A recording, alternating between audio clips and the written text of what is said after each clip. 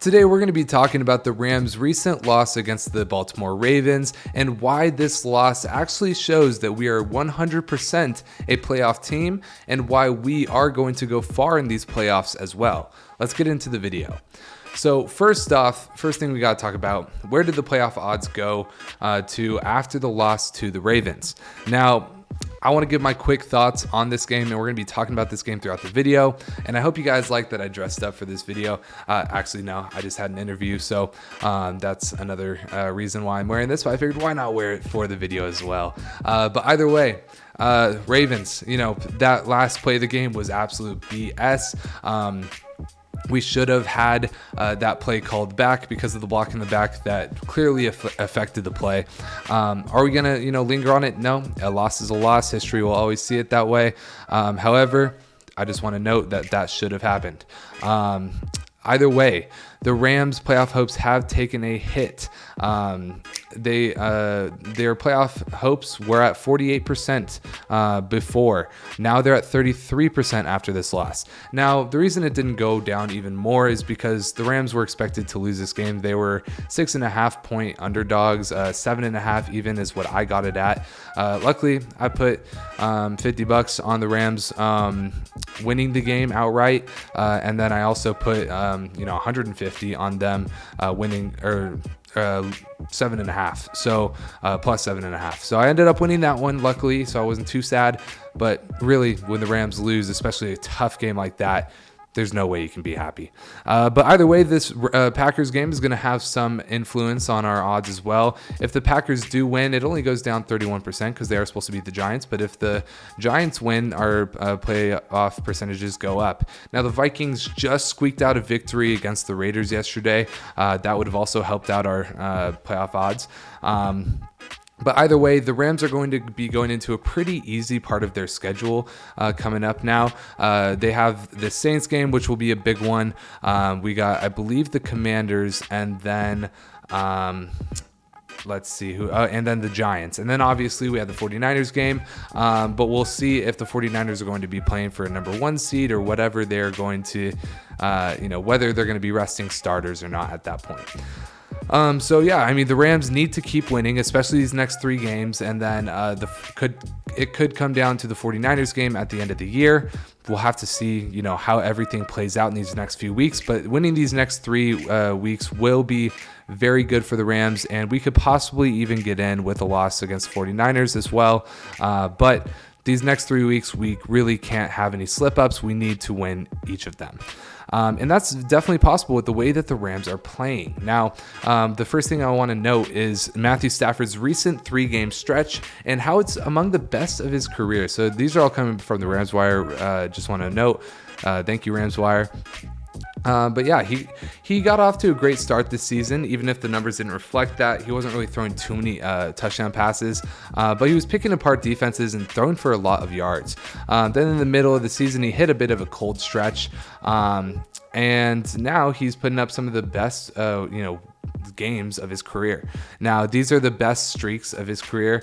Number 1 being right now, obviously, he's had a completion percentage of 63%, passing yards 802 yards, and that's around 240 passing yards per game, I believe, and that's 10 touchdowns and only 1 interception. Only having 2 sacks, we're actually keeping him very well protected. So that's actually one of the best streaks of his career. And is he going to continue this? I really hope so. I was there for the Cardinals game. He played absolutely amazing. But yeah, so let's hope that he can continue this. But not only is Matthew Stafford playing well, but Kyren Williams is also playing very well. And I want to talk about some of the best and worst performers against the Ravens in Week 14. Now here we go. Top 5 on offense. We had Cooper Kupp being the best. He had that insane catch at the end of the game. Now Cooper Kupp in the beginning of the game and in previous weeks, he's been making a lot of uncharacteristic drops, but just having that clutch catch at the end of the end of regulation, where he just jumped over a player. I think that's going to be extremely good for his confidence going forward. And he had one of those, games where he is just couldn't be stopped, over 100 yards, a touchdown, everything.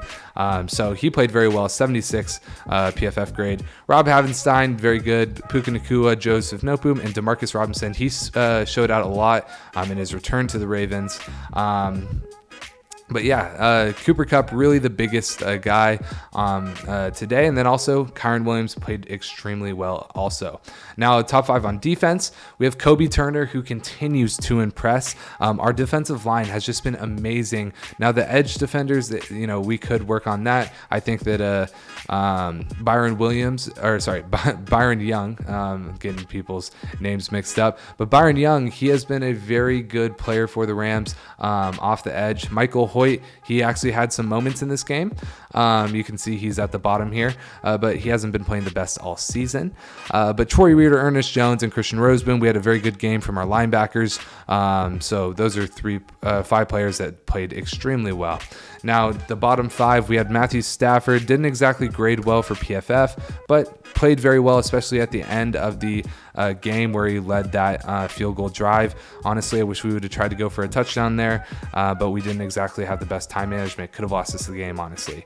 Kevin Dodson, uncharacteristic, bad game from him, and Steve Avila. Coleman Shelton had a pretty bad play at the end there as well.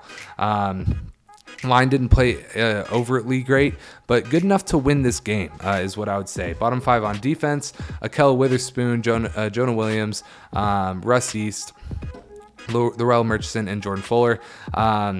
We didn't play overtly well in the secondary, which I was not expecting going into this game. I thought we were going to have a lot more problems against the run.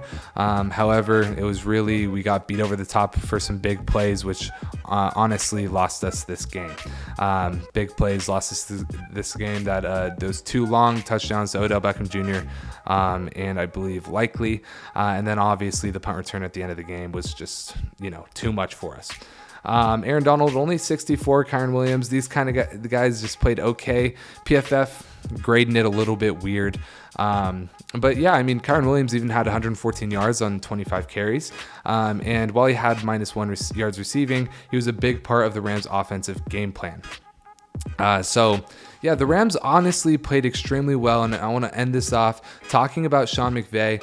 And he said, basically, we're going to be coming back swinging. And the Rams weren't expected to beat the Baltimore Ravens as 7.5-point underdogs on Sunday, but that doesn't make their heartbreaking loss sting any less. Sean McVey was obviously pretty disappointed after the game, but he also expressed confidence in the team's ability to bounce back. They have a great chance to get back on track against the 4-9 Commanders, a game they're favored by 6.5 points in. So we are favored going into this next week. But yeah, I just wanted to give this last quote. That's a tough way to go down after the way the game went, but it was 2 teams going back and forth, being able to be toe-to-toe in a championship caliber game late in December. Let's see how we respond. I think you're going to be proud of the way that group responds. This was a hard-earned win for the Ravens today. We're going to be coming back swinging. The Ravens 9-3, nothing to scoff at, but the Rams played very well, should have won that game, had multiple chances to, didn't take advantage, but here we are. We can only go forward. Let's go win these next 3 games at least, and hopefully beat the 49ers at the end of the year. But that's all I got to say. Thank you guys so much for watching. I will see you guys in the next one. Peace.